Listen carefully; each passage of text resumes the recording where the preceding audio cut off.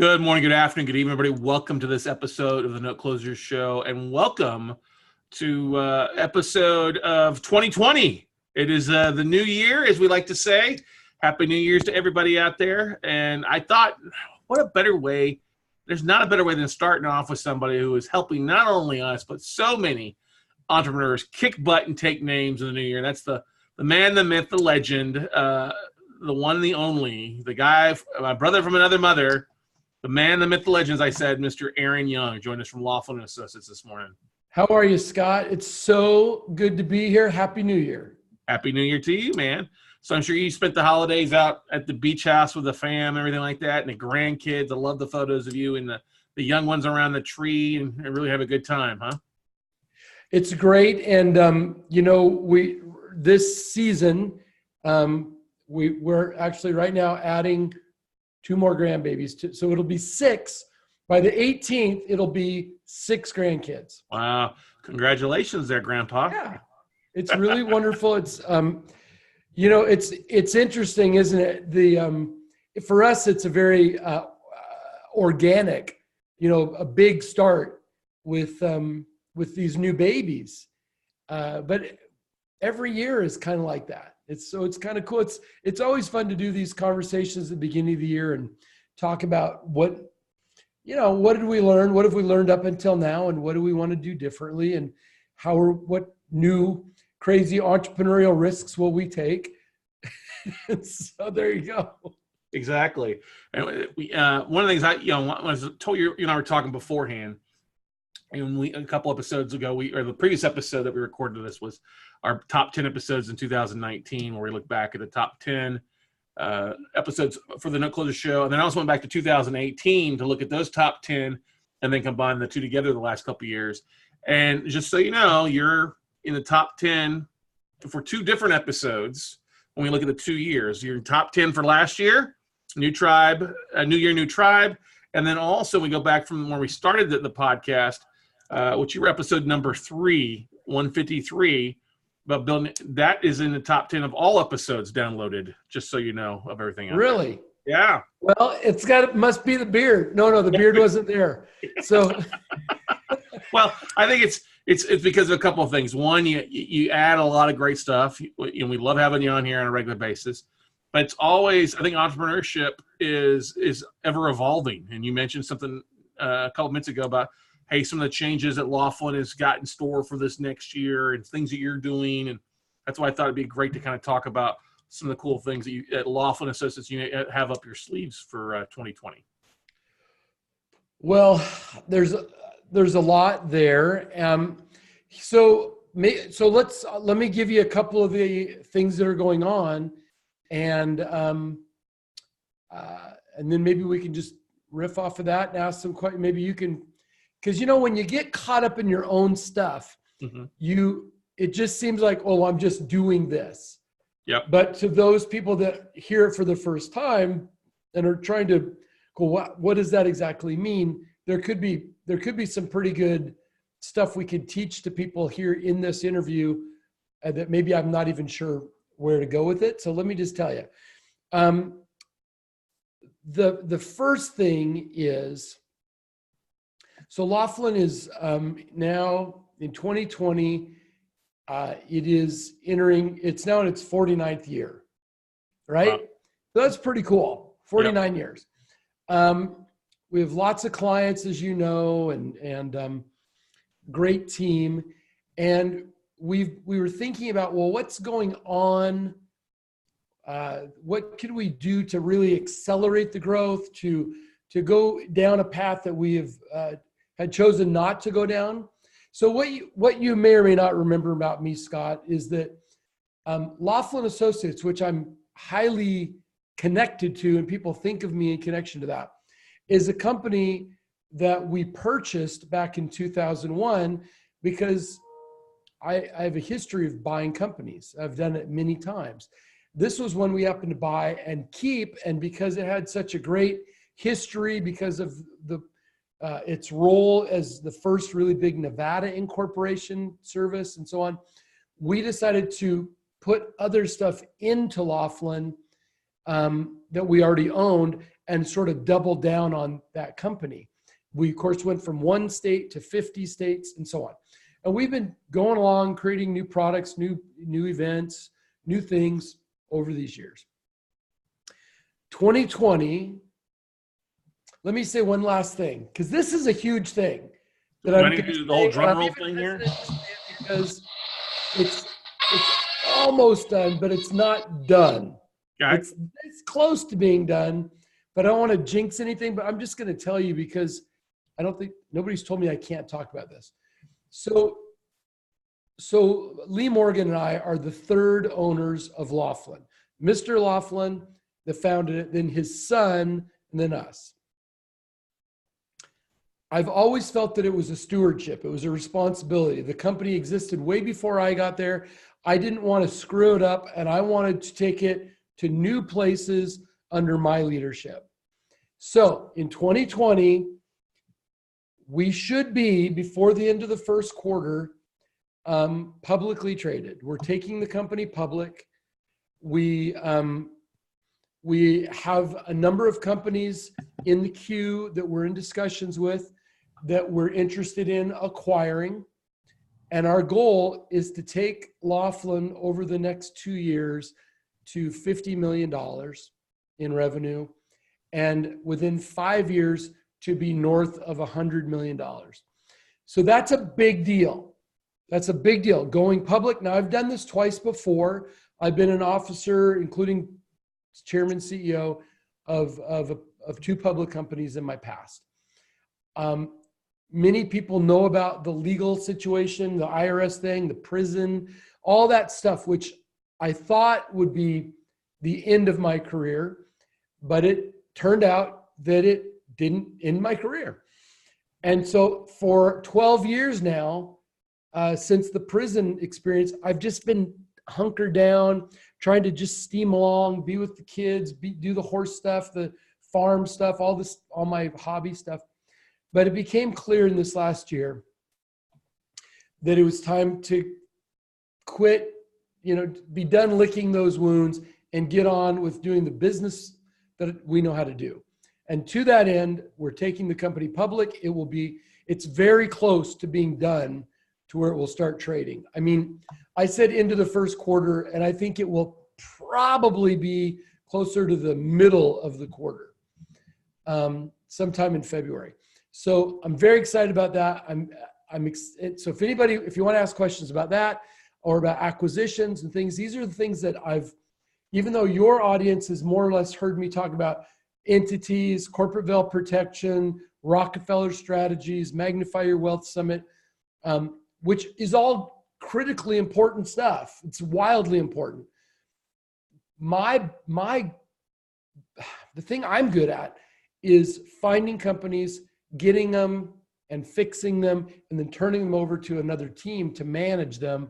And I stay as an owner, but not an employee. And what I've basically done is I've kind of shackled myself for a little while, because now I'm going to be deeply involved, not in the day-to-day operations of the businesses, but in the day-to-day operation of the public company, looking, of course, doing all the outreach you have to do as a public company, but also negotiating with other companies, acquiring companies, assimilating companies, and so on. So that's a huge thing as the header, and then there's a million things underneath it. And if you want to ask me a question about that, or if you think your audience would have interest in any of those things, we can certainly talk about that. That's a big thing. Congratulations, man. That's exciting.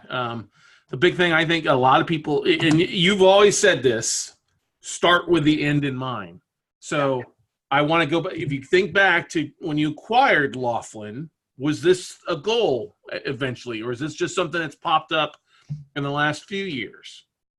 The goal when we bought Laughlin, if I'm being fully transparent, the goal when we bought Laughlin was we already had other companies competing with Laughlin. And Laughlin actually had some kind of a bad reputation. The original owners were a little tough on employees. There was a lot of turnover. The guy was a trucker, he was a Teamster.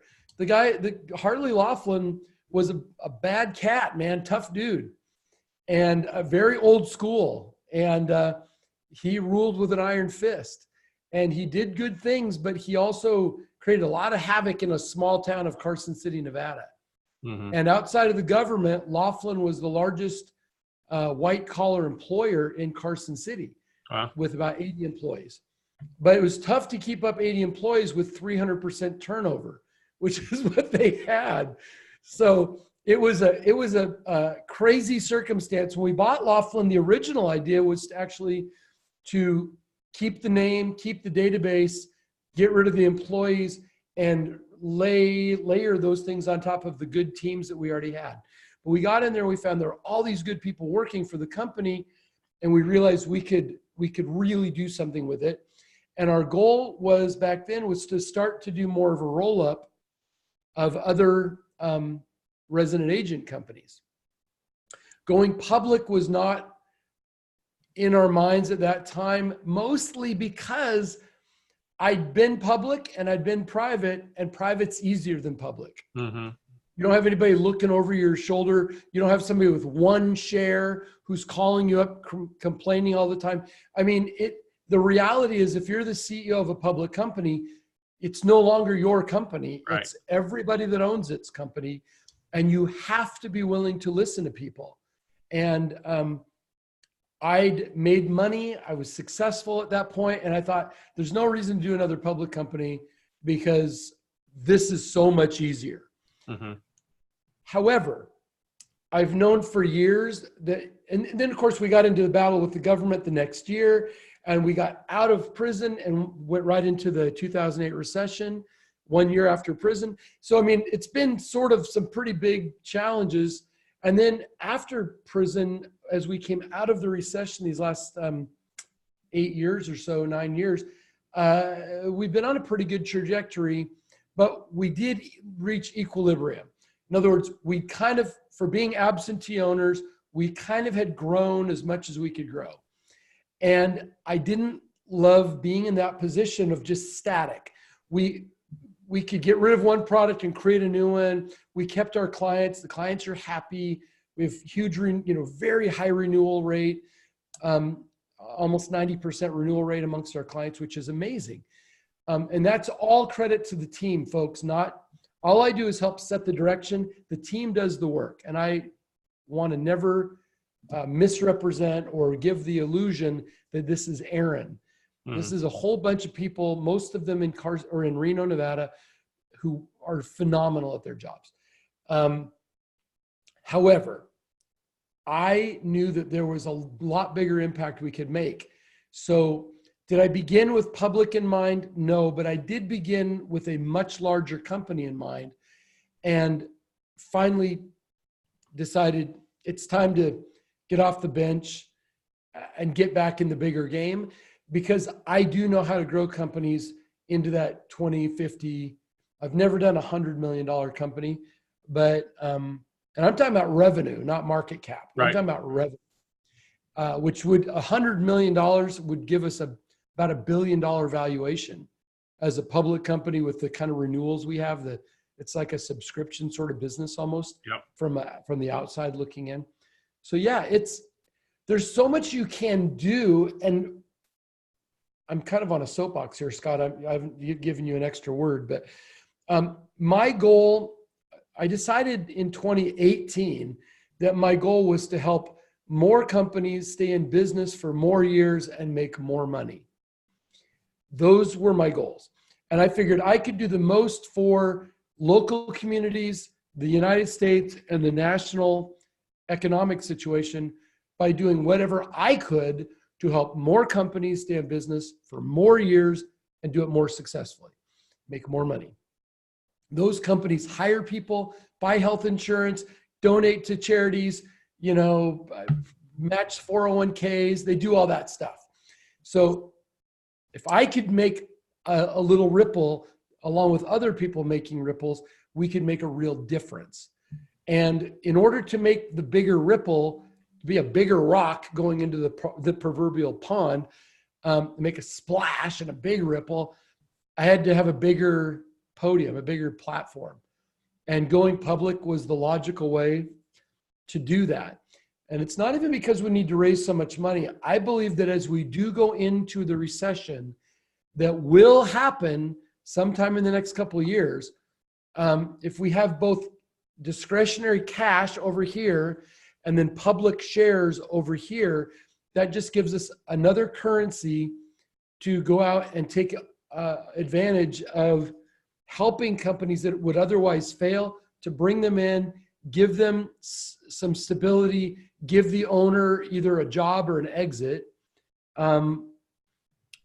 And having multiple forms of currency, so public stock, reputation, cash flow, discretionary cash, all these things, and a plan, we're well poised to go through an economic downturn successfully and at that come out of it much bigger and stronger. So love it. Yeah. Big thing. No, I love it. That's one of the biggest things. You've hit a couple points there. Big rocks, thinking bigger. Okay. And we'll come back to this. Like when you're talking there, I got to feel like bells going off in my head. I'm like, oh, that's a great, oh, that's a good, where can we go with that? So that's the thing, is that everybody goes through ups and downs. You went through a major down with everything with the government, the IRS, and having to go away for 18 months and come out. And a lot of people do want to like, oh, I'm not worthy of success because of this something that happened to me, right? Yeah. And we're all worthy of success, no matter what has happened to us. Right? Yeah. We're all worthy of things, and that's why I think a lot of people play at the small ball level without thinking they can never take it to the next level by adding another comma or adding just another zero to their bottom line by doing some things. And I think that's where it comes down to a couple of things. Is you said something very important here that I think most solopreneurs struggle with, is you delegate better than really anybody else that I know, in delegating duties that you don't need to be spending time with, that you let somebody else handle that, because your best bang for your buck, your hourly aspect of things, is you go focus on the things that you need to focus on that nobody else can handle, and let your staff, your employees, assistants take care of that. And that's one of the biggest things that I talk with entrepreneurs and note investors all the time, is they want to go from like, oh, I'm going to buy like 10 notes myself, then I want to buy 100. Well, you can't do the same activities at 100 notes that you were doing at the 10 note aspect of things. And that's the same thing. You're not doing the same activities you were doing 12 years ago. You're doing different activities completely. Well, I'll give you a prime example. I just today interviewed someone to come in to this new public company. This is somebody who's a lawyer. They did a lawyer or attorney or law school MBA joint program. So it's a 4-year program. They come out as an attorney and an MBA. And then he's over years has also become a CPA and spent several years with Arthur Andersen, and his legal, accounting, and business degrees, doctorates into, and he's CPA. Then he's worked for a bunch of public companies as CFO or COO or CEO. The guy's a little older than me, has done mergers from $1 million to $40 million. Here's the point. I was interviewing my replacement today for the job that I know I'm capable of putting it together, but I'm the wrong guy to be running it day to day. I'm the wrong guy. I just know that. And it's not because I'm not competent to do it. It's not my skill set. So people play small ball, and also people do what all of us do. They run into their ceiling, and then they go, well, I guess that's it. And I look at it and go, I'm approaching my ceiling. I need to get somebody else who can break through. I don't need to be the big man on campus. I don't need to have the title. I'm the owner, right? I'm the guy that owns the most shares, right? Or in our case, Lee and I are together. Right. But the point is, when we look at our businesses, like most small business owners look at their business like a job. And that means they need to be there working to get their paycheck because it's their job. They say they own the company, but they're actually a glorified employee. Right? I've, for a long time, looked at the businesses as an asset, like in your real estate world, like something that I own. So I own that rental house. It's not my house where I live. It's something that I own. I have a beach house. I have 2 beach houses. They're next door to each other. One of them I have a deep affection for. It's the first one we built. We've spent lots of important events there for the last, since 02, December of 02. So almost 18 years, or 17 years. The house next door to it that I also built, I've never slept one night in that house. I don't care anything about that house. It's an asset. It's something we have. If we need it, we can use it. Most of the time it's a vacation rental and it pays for itself. Doesn't really positive cash flow, but it doesn't negative cash flow. It's not like there's a lot of equity in it because I think we're already kind of top of the market as it is. But I mean, that I'm not getting a lot of equity growth. We have a lot of equity in it. But the point is, you can own stuff, including your company, and not be the most important employee in the business. And if small business owners would learn that being a shareholder is different than being the president, right? And if you start looking at things from the owner or the chairman of the board, the visionary perspective, and not from the president, oh my gosh, I have so much work to do. If you start to reimagine your place inside the company, you don't care about delegating because all you want is for the value to grow. Has nothing at all to do with being safe in your job, has everything to do with saying, if I put a new deck on this house, if I put a new roof on this house, if we upgrade the tile in the kitchen in this house, the value goes up, right? It's the same thing in your business. What can you do to make the value? Now, then going public gives an additional opportunity to monetize something that in a private company is pretty tough to put a value on. Owning shares, especially minority shares in a private company, is kind of worthless. Yeah, I was going to say that, yeah. Yeah, but because there's no way to determine a true value, and there's probably not a buyer, right? But in a public company, if you're doing smart things and you're growing and you're telling the honest truth about what's going on and people begin to count on you and believe in the leadership team, well, then they can go buy one share, or they can buy a share for $1 and sell it for $1.50, and they're happy, right? And so to me, the obvious thing to do next was to say, okay, what can we do to stop playing small and to take the company under our watch to a whole other level so that it can be something that endures way beyond us as the primary shareholders. All right. That was my goal. And I know a lot of people play small ball. I will say one of the things that has plagued my life is that I look at something and I go, well, somebody's going to do it. Why shouldn't it be me? Like, why am I not getting involved? Mm-hmm. So we've got involved in lots of businesses, and we've lost a lot of money on some things and made a ton of money on other things. And folks, if you think because you try and fail that's it, then either you're just new and you don't know, or you're not really an entrepreneur. Because entrepreneurs are going to get a lot of scraped up knees, a lot of black eyes, but it's that trying harder, staying in the game, and pushing to create something that is not adequately being provided in the market right now is how you become successful. And after a while, and actually I teach a class on the system that has worked well for me.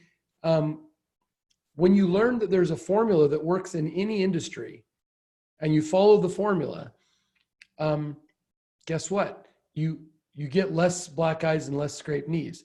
You can go fast. And a big part of that is by building a team and getting you out of the way. Because usually the visionary is not a good manager. Mm-hmm. And usually the biggest blockage. Usually the biggest blockage. Yeah. Yeah, definitely. I would agree to that 100% on different things. Now, are you guys doing this on raising capital? Are you doing a reverse merger, or you can't go into that, or? No, we're going to do something similar to a reverse merger.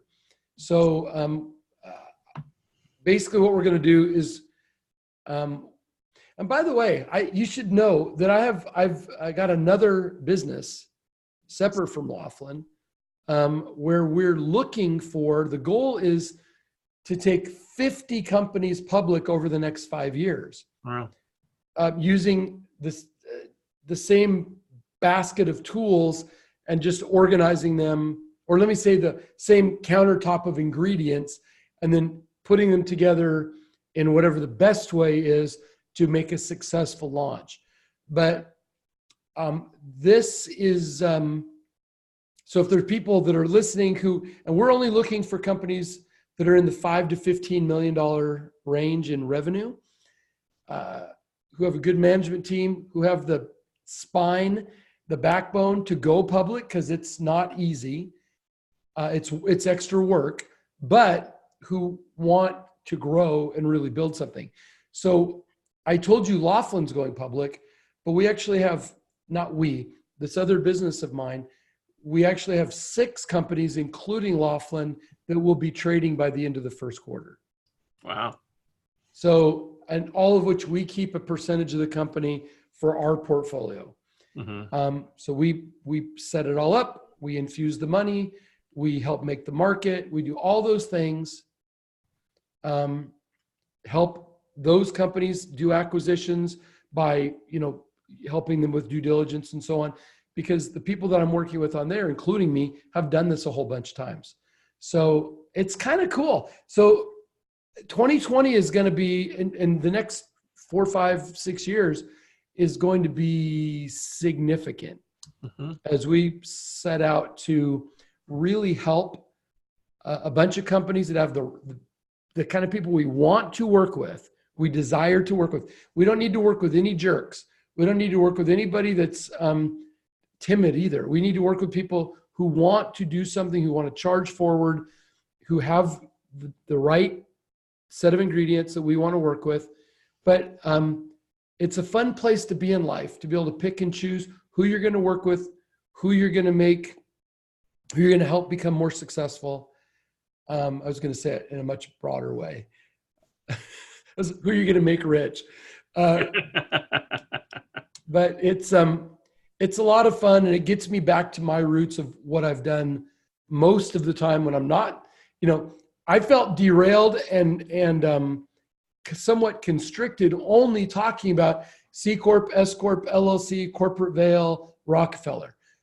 All of those are the foundation, but they're the foundation. They're not all the walls. They're not everything you build in the building. They're the foundation. Mm-hmm. They're the people. That's what you build upon.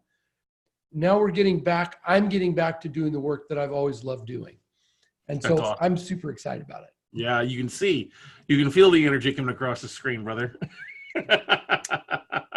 It's a great time of life, man. It is a great time. And that's one of the big things we talk about. I've been talking about, hey, 2020 should be a year of foresight, not hindsight. Like so many people go, like, we've got so many friends, I can't wait for the year to be over, And I just kind of chuckle. I'm like, listen, if you're not changing the things that you're doing on a daily, day in out basis, next year is not going to be any better than this year, right? You're going to have the same year. Mm-hmm. It's going to be the same year. That's the problem, is most people live the same year over and over and over again. And it's whatever, that's their choice. But mostly it's, I think, because people are, they doubt themselves. You mentioned it early. They think this is all I'm worthy of. Mm-hmm. And you know what? there's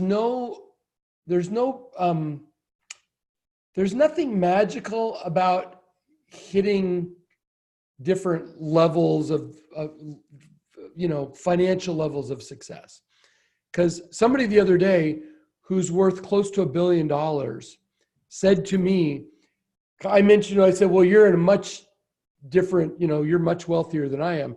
He said, Aaron, I may be wealthier in dollars, but you're so much wealthier in relationships. He said, I'm not married. I have one child, one grandchild that I don't even see that much. I love them. We have a good relationship, but I don't see them much.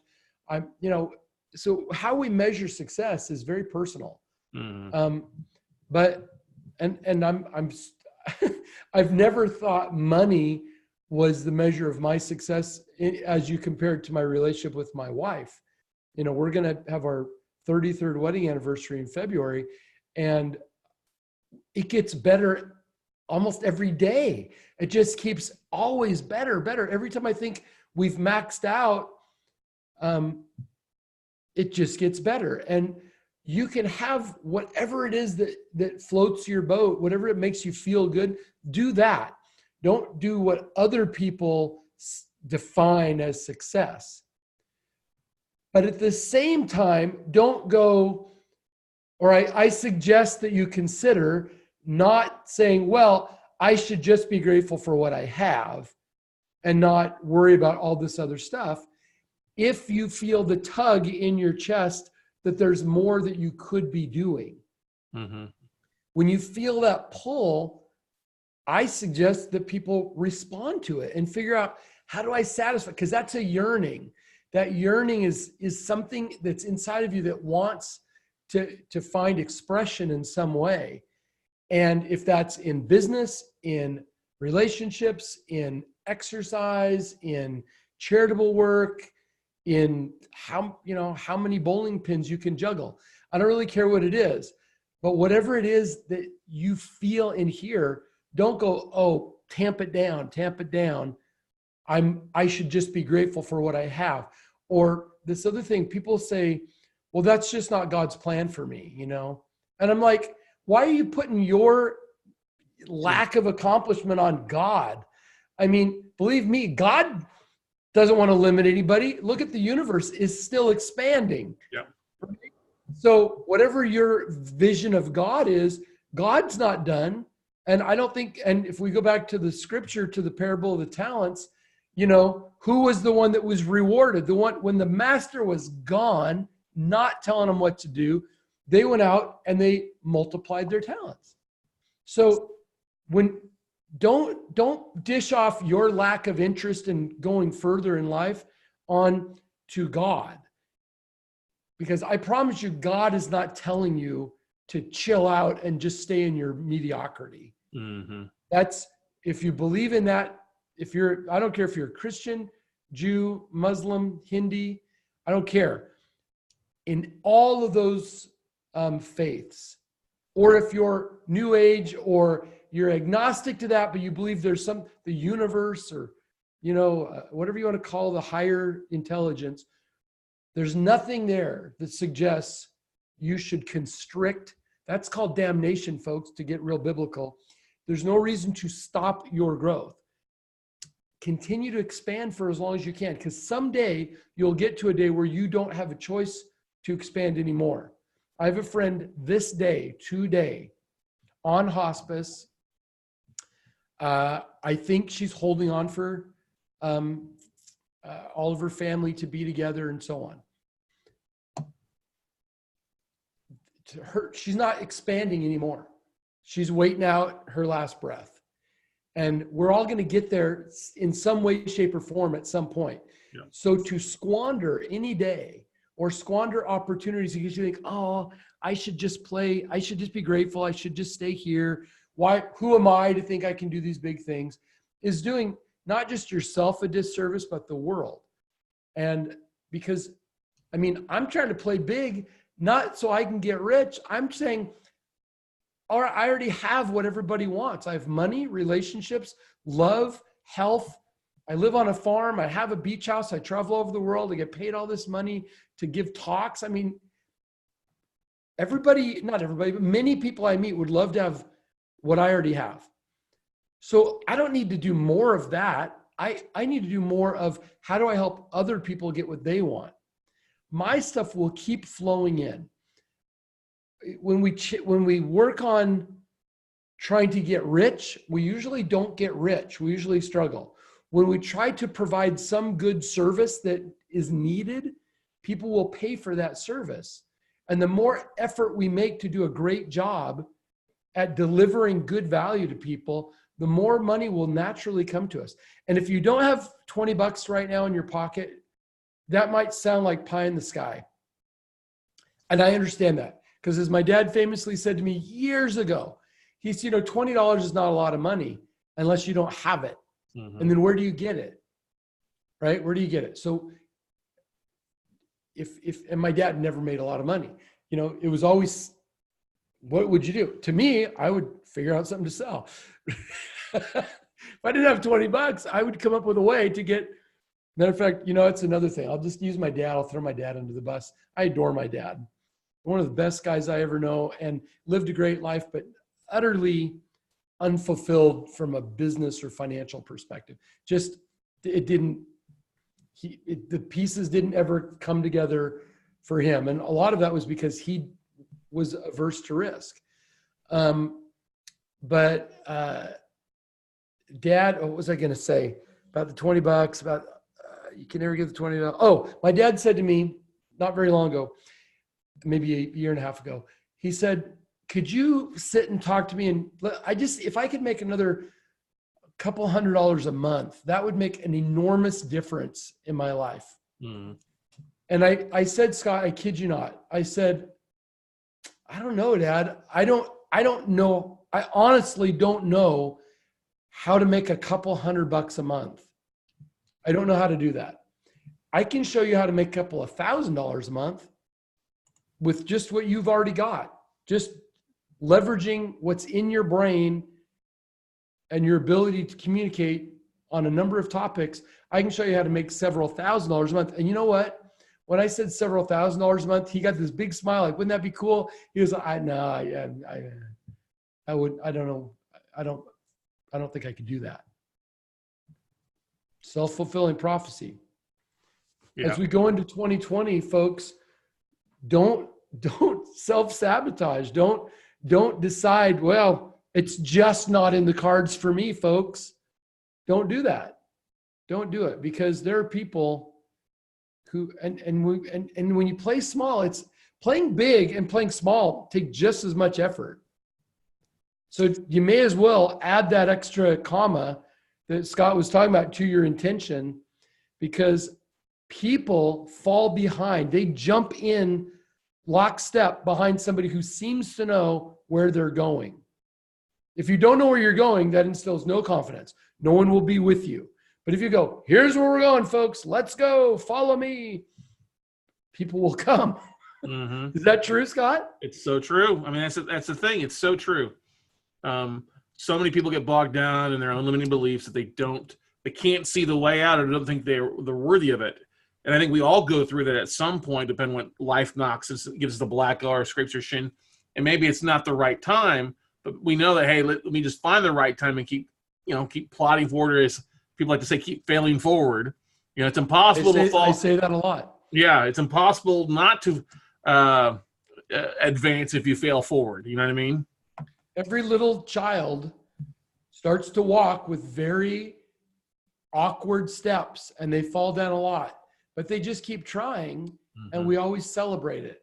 We celebrate every little step. So it's a great attitude to adopt, that when you make any progress at all, you celebrate it. Mm-hmm. You go, hooray, look what I did today.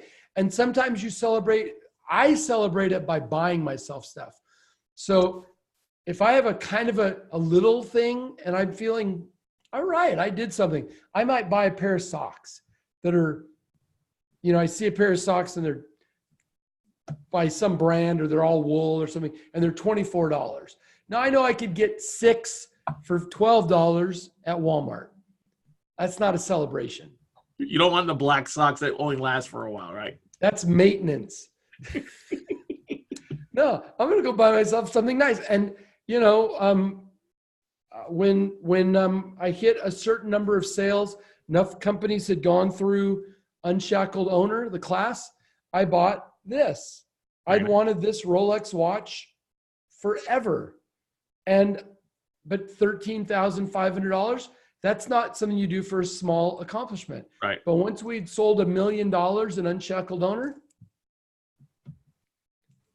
and every day I put this on, it reminds me to push for the next goal.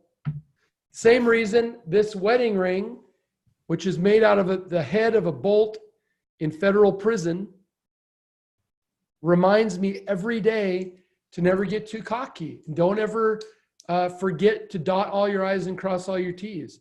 You know, it's good to celebrate sometimes, and I happen to celebrate with things. Some people celebrate with experiences. Some people celebrate with a conversation. Whatever it is for you, reward yourself in the way that is your love language so that you feel like, I feel good that I hit that next step. And if you shoot for the moon, what do they say?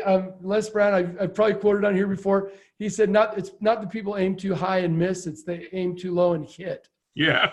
So when you aim for the moon and you miss, maybe you only end up in the stars. But that's still better than staying down here in the mud, right?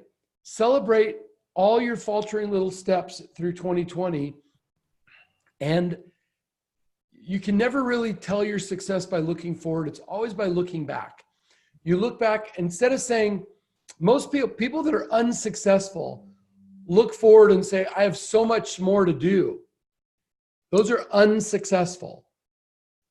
People that are successful look back and say, look how far I've come. And while you're doing your New Year's resolutions, folks, look and say, not what's this really challenging, difficult to attain goal that I'm going to probably give up on in 2 weeks, but look back and say, well, look how far I've come. What if I could do this, this, and this in the next 12 months? What if I could do that? And make it a stretch so it's exciting, but not so big that it's basically you go, screw it. I can't do it. It's too big. Do something that makes you a new person, makes you become a slightly different person than you are today. But we still want to be able to recognize you. We still, you know, I don't know. I'm gotten off onto kind of a personal development. No, I think that's perfect. It's what people love about it. When I get feedback from it, they like the basic stuff, the nuts and bolts, but they also love the toss in of business and entrepreneurship and mindset. I mean, that's the thing, is I think sometimes people run around and set way too many goals that they're never going to accomplish because they're not focused on it. But if you can focus on 1, 2, maybe 3 big goals, I mean, look at what you've done this year. And if you didn't, your goal is to make $1 million and you haven't made $100,000, well, you set your goal to make $100,000 first, and then $250,000 or $500,000 and build up from there. How many people do we meet, Scott, in our world that say,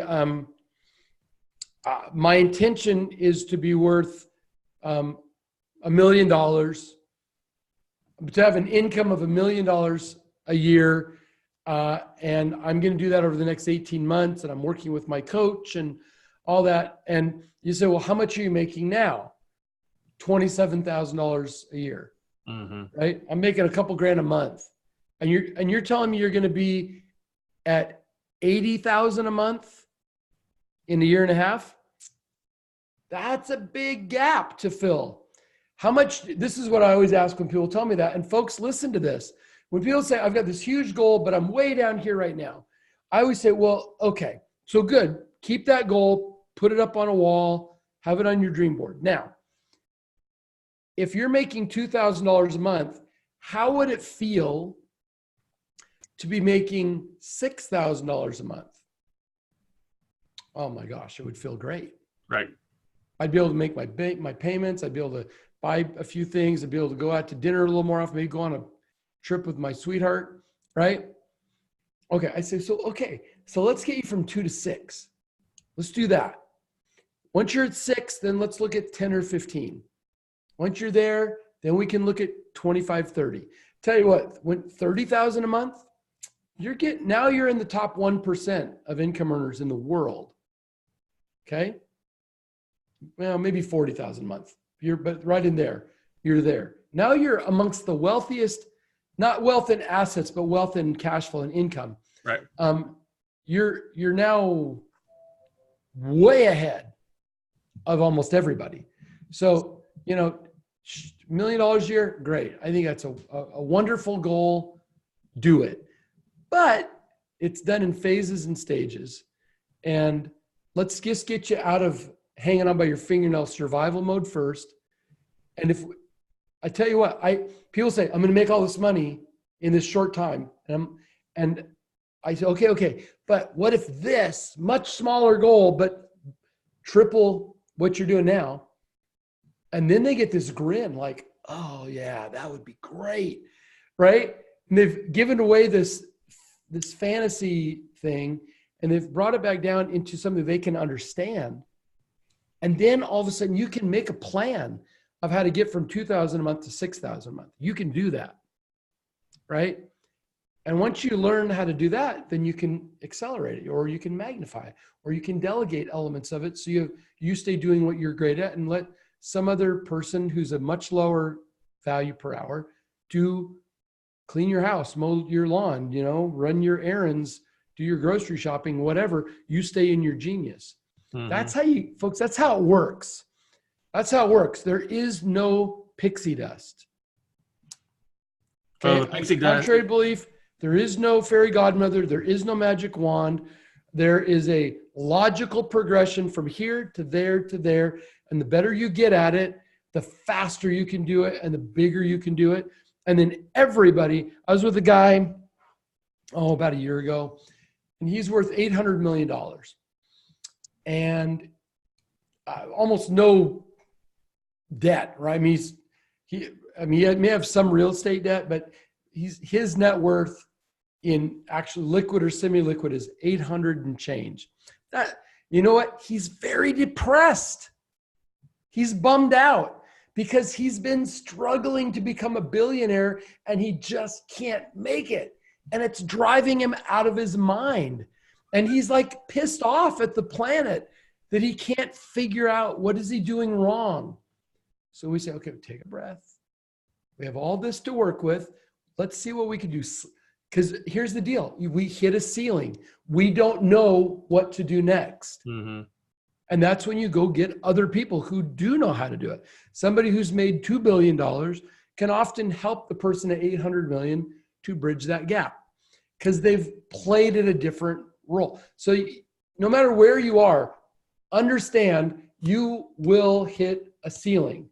You will have exhausted your competence and you have to either become more competent or you have to dish off to somebody else who already knows how to do what you are unable to do. Mm-hmm. That's the delegation piece. I don't care if it's at the $5 or $10 million level or the $100,000 level to go to 250, or it's the $1 million to 5, the 5 to 15. It's the same deal. It's why I was interviewing to already find my replacement, because I know to do the work that I want to do, I have to get out of the way of running day to day a publicly traded company and get focused on who am I looking to acquire. I'll stay as the chairman. I need somebody great to be the president. Who knows? And I've talked a lot about this stuff, but guys, it's wealth is not, it's not easy, but it is pretty simple. The steps are pretty simple. If you know the steps and you have the confidence to just step out, knowing you might get your hat handed to you, you will likely eventually get that first big jump and then the next big jump. And then once you have a couple of big, they don't have to be enormous successes, but some success. Then other people notice your success and they're like, hey, let me invest some money, or hey, let me introduce you to somebody, or please, could you do this for me? Mm-hmm. And that's how the rocket fires. Exactly. Love it. Back to you, Scott. Well, You're 100% right, and that's what we want.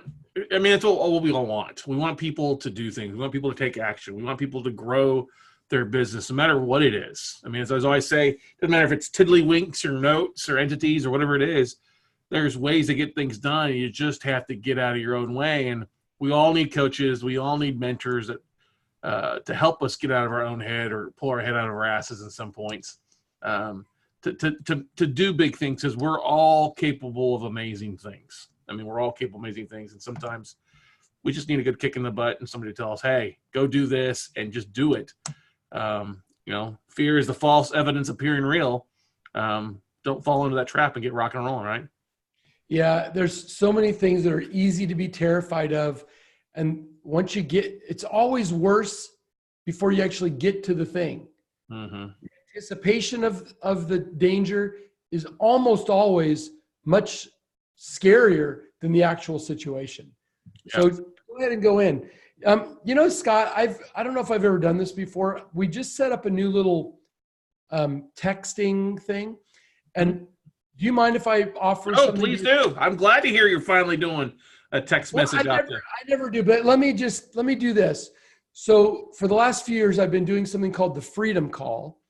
Twice a month, I come on and teach a lesson for 30 minutes or so, and then do Q&A. And it's just about, as we know a lot of people.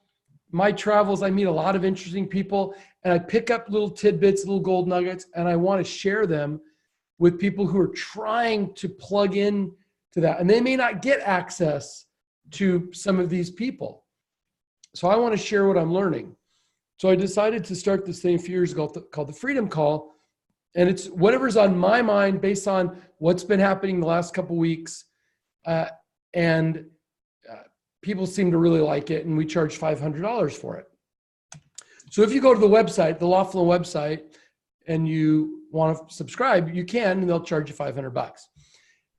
And lots of people, hundreds of people have paid $500. I would love to, as an experiment, do this. I just set up a thing that I could use occasionally, and I'm just testing it right now, which is a year free of the Freedom Call. Okay. And what you do is one of these texting things. So you type the words, 2 words, Freedom Call, and then the number is 797979.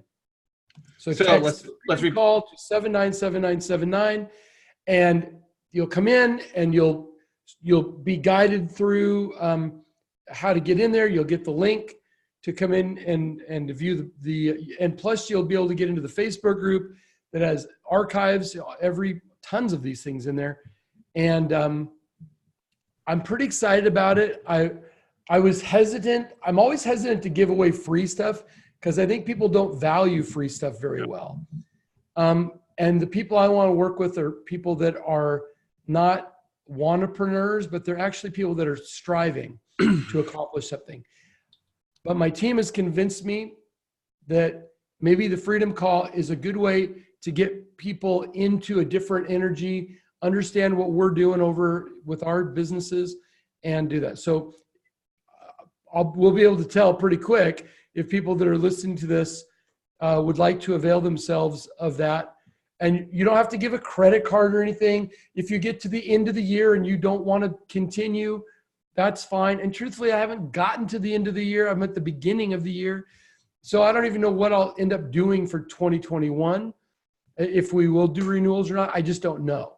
But I mean, for heaven's sake, it's worth it, folks, to come in and listen to it'll be something close to 24 shows. Sometimes my schedule precludes me from doing one, and we'll do a replay. But 24 coaching sessions with me, and you don't know me necessarily, but a phone call with me is $2,000 an hour. So this is pretty good stuff, and I'm giving my really good stuff. So I hope they'll come and check it out and look at the archives and see if that'll help you grow your business, and that would be fabulous. It would make me happy to provide that. I can't hear you. Scott, are you I guess muted? it helps if I unmute myself there real fast. Yes, there you go. So the phone number is 797979, and the message is freedom call. 2 words, a space between freedom call, 797979. I did it. I already got a reply back on it. So that's good stuff. It's amazing how that stuff works. Anyway, and thanks for always being a good example to me. I watch a lot of the marketing things you do, and I think you just do a terrific job. And I'm real excited for all the things we're going to get to do together in this next year. Amen to that, brother. Thank you so much, Aaron, for delivering as always, and looking forward to what the rest of 2020 has to offer for everybody, right? It's going to be a big one. Yes, sir. Good stuff.